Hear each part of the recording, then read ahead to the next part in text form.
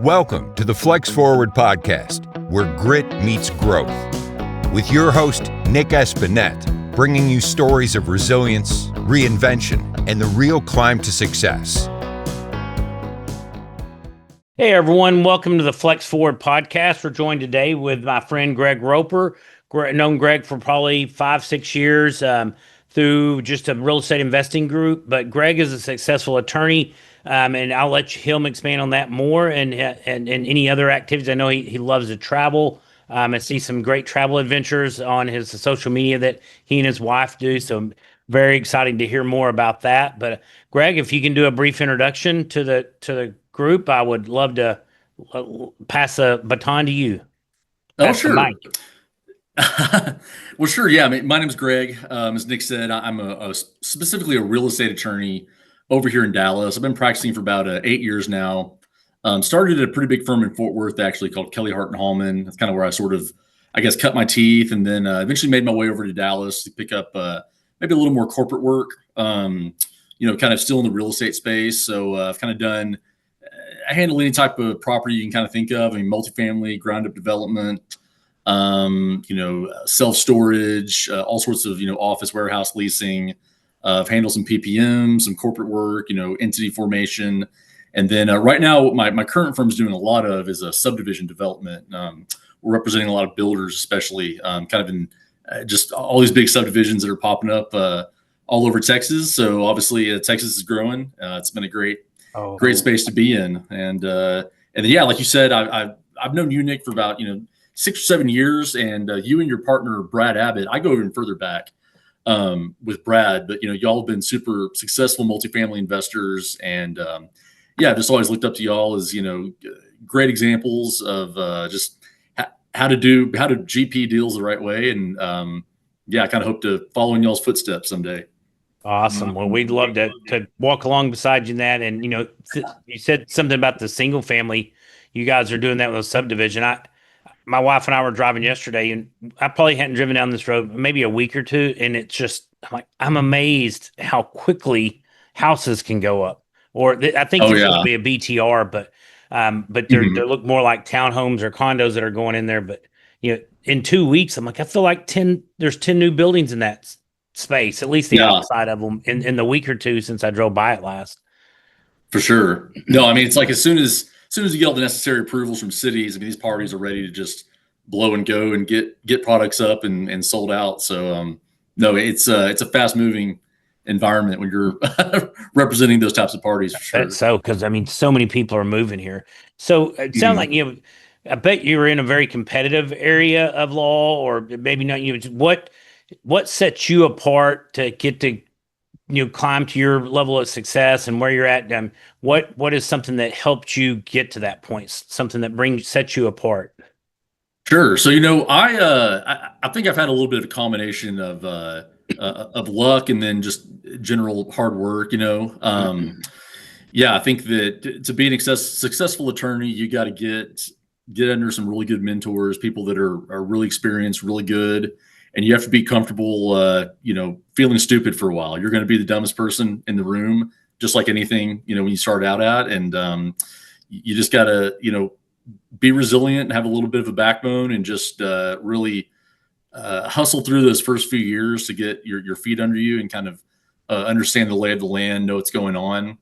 And then, after a few years of that, you can you're on your feet. You can operate a little more independently, even if you don't have a full book of business. It's like you can team up with attorneys that do and, help serve their clients, while originating a little bit of, on your own. So, really just, I'd say sacrifice, hard work. And then I've gotten lucky in a lot of ways. I got lucky. I got into a good law school. The way I got hired at my first job out of law school was a little lucky because the firm initially rejected me, but they mailed their rejection letter to the wrong address. Oh, wow. So I never got it. And I sent a follow-up email, a couple months after my main interview and just said, hey, if y'all haven't heard from y'all, if y'all, wanted to, there's an opportunity to come on board, I'd love to join. And they just kind of thought that was funny because they thought I was like, I had acknowledged, I had gotten this letter. Ignored it. Yeah, and so that was really the whole reason I kind of got my foot in the door and working in real estate as an attorney. So yeah, I'd say it's just a good combination of luck and a little bit of front end sacrifice there for sure. That's a great story because I'm not a big believer in luck. I usually think it's preparation meets opportunity, but mailing to the wrong place, it is a bit of luck. But it also your tenacity or follow through to follow back up with them. And some people may have just walked on, gone on to do something else. But I think there's a plan for all of us, and a higher level, higher being that helps guide that plan. So that may have had a lot to do with it too. Just that's for sure. Awesome. Do you have and it may be hard work? Is there something that comes easy to you that others may find challenging? I think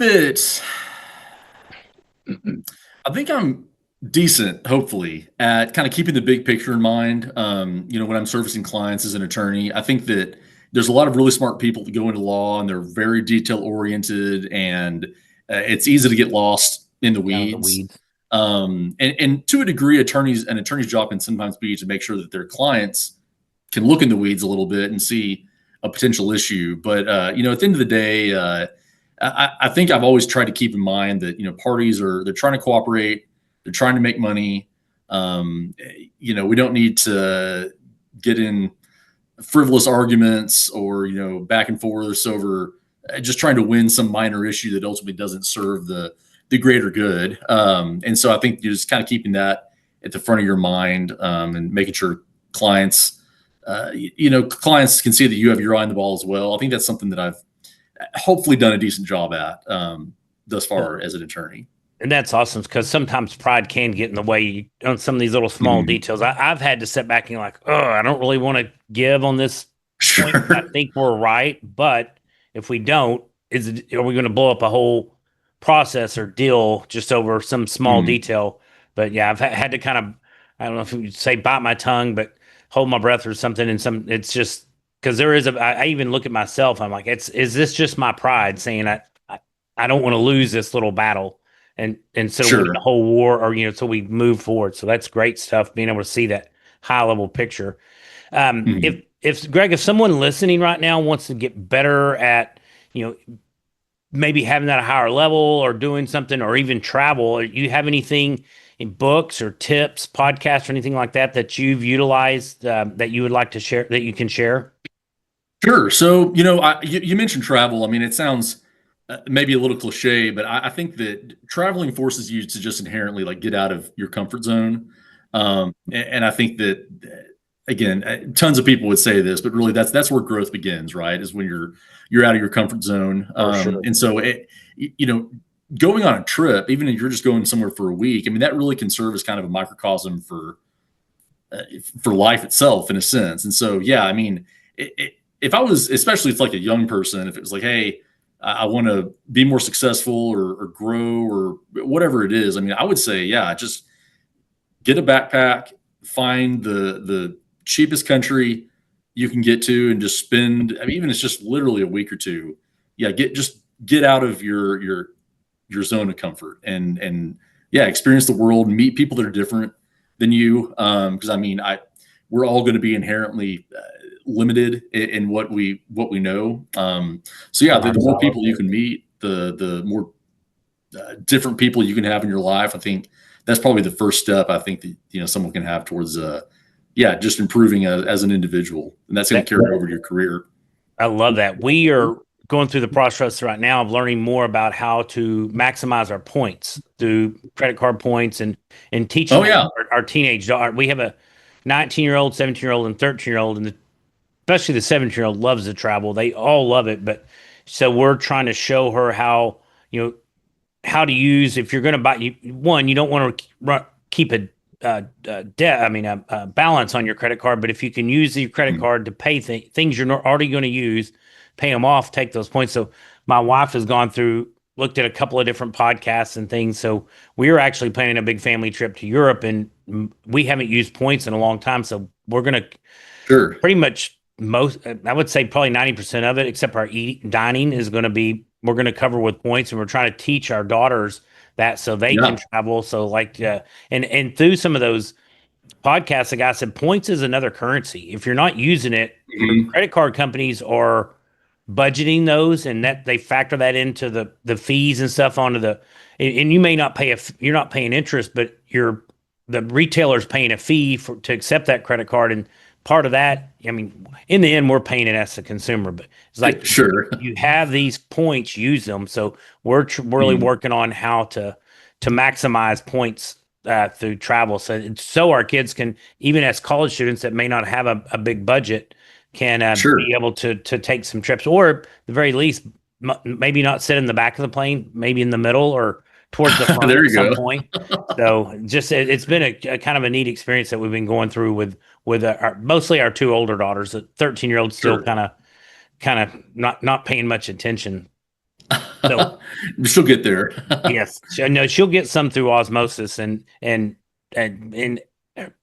going to be a lot better versed in it by the time she's able to start traveling on her own. And our 17-year-old has flown twice by herself, which still makes me a little nervous, but it's getting her there. And even with the 19-year-old, she has multiple times, but it's you kind of you want to shove them out of the nest a little bit, but you're still a little nervous. I know you guys have a young 1-year-old or somewhere around. So we have a kid on the way, actually. Our first kid. Oh, awesome! Congratulations. Yeah, thank you. I don't know why I thought you had a baby. That's awesome. When is the baby due? So I guess it's November 26th is the due date, and we're having a boy. So we're just super excited. Awesome. That's so exciting. So this is about 5 months away. So that is so exciting. Good stuff. That's that'll be around Thanksgiving. So I don't know what day Thanksgiving is this year. I know it's usually in that mid-20s. Yeah, we've joked maybe he'll arrive to watch in time to watch the Cowboys lose on Thanksgiving Day. On Thanksgiving. So I think if he gets here before, the odds are probably good. Unless there's always hope every off season that they're gonna improve. But yeah, I've been a Cowboy fan for all my whole life, and we've had a little blips, but it's been a long time since we've had success for sure. It has been kind of like the Rangers have had more recent, but that's fun. Being a DFW sports fan is kind of feast or famine at times. Absolutely. Awesome. So as you've gone through life, what is one of the biggest challenges career-wise, or maybe anything else that you've had to overcome? I think one of the biggest challenges that I've probably faced in recent years, and I'm sure I'm not alone on this, is just the challenge of ignoring distractions and just focusing. There's just so much information that can get thrown at us on a daily basis. And whether you're trying to find something to invest in, there's just a zillion things, it seems like, that people want to try to sell you. If you're trying to pick a career or get educated and learn something, there seems like there's just a zillion different ways to go about that. And so really, I think that, I don't know, there's kind of overcoming a little bit of, what's the phrase?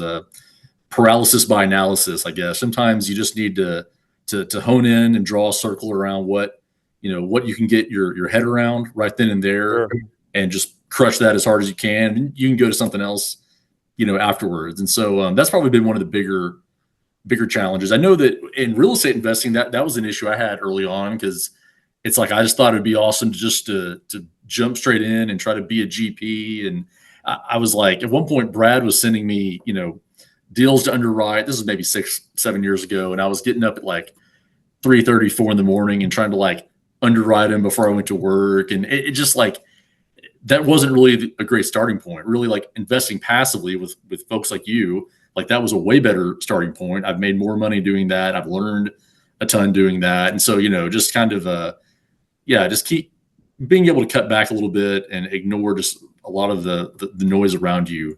I think that's a challenge I face for sure.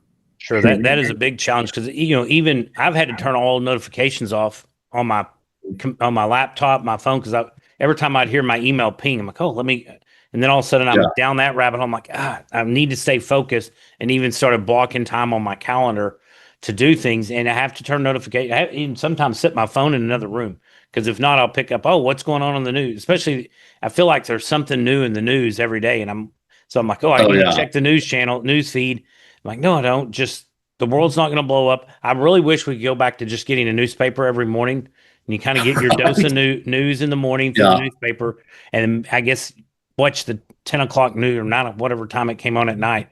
But this constant ability to be able to look on your phone to see if anything new has happened in the world. I've had really trying to focus recently on not getting distracted, because you get on one article and then it's another article and I'm like, well, I just spent 30 minutes really doing nothing. Yes, I can relate to that 100%. So, well, awesome. Well, great. It sounds like things are going well in business, and other people who may be having success in business and maybe looking out to the future and how they maybe can supplement their income or even replace their income. And you've kind of hit on this a little bit. What are your thoughts on some different options that people may have or things that you're doing to add passive or other income sources other than your current W-2 or 1099, whatever someone might be involved in? Yeah, no, I mean, I think that what my wife and I really have done, we focus pretty heavily on that sector you're in, multifamily real estate, especially in the Texas Triangle. There still today, even with interest rates and high prices, I think there's deals to be found.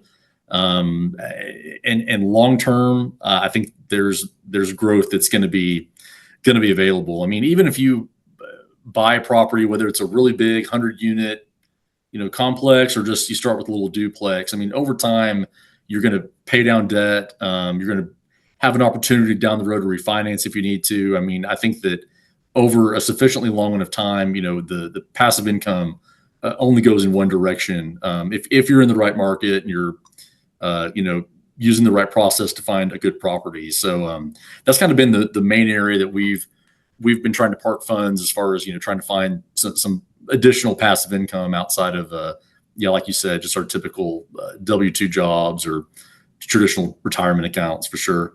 Awesome, good stuff. And that you touched on even a duplex or even a single family rental up to multifamily.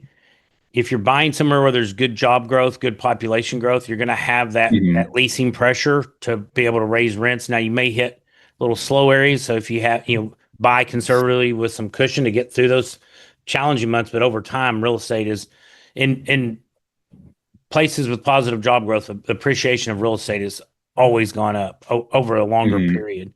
So great point. So as we wrap up the interview, do you have any exciting plans or initiatives in the next 6 to 12 months? I know you have a baby in 5 months, so life will really change quite a bit after that. For sure.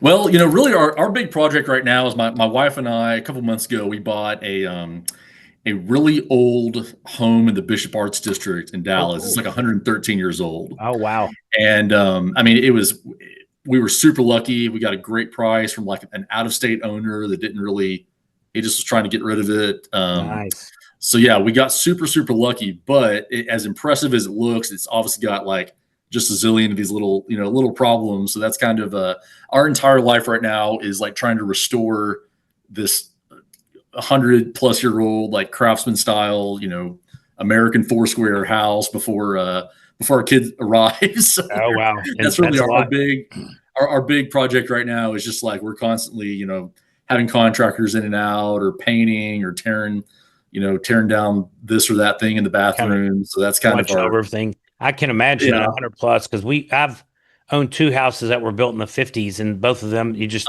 finding things were built well back then, but wood's not made to last 50 years, 100 years. And I mean, sure. You take well care of, but there's still, and it was interesting when we would do some wall movement, the 2x4s were bigger back then and hard, like nail into them and stuff. It's a harder wood and some of the neat stuff, but yeah, that's awesome. And I feel like the clock, but I bet you guys will get there.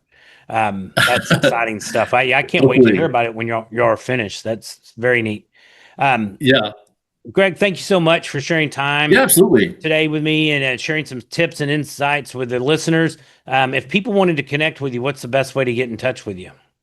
Yeah, so my cell is just 817-201-5750. I'm easy to reach in that way. And then, my email is gregory.roper@gmail.com. That's just personal contact. I mean, I love connecting with people that are, succeeding, doing stuff like you're doing. So, I mean, if anyone ever wants to reach out, or you need a real estate attorney, yeah, feel free to hit me up. Give him a shout. Yeah, Greg's a good guy. Be a good one to reach out to. Thank you very much. I appreciate your time, and I look forward to hearing this podcast when it comes out. Absolutely. Appreciate it, Nick. Thanks for listening to the Flex Forward podcast. If you've got grit, growth, and a great story, visit flexforwardpodcast.com/guest to apply and join us on the show.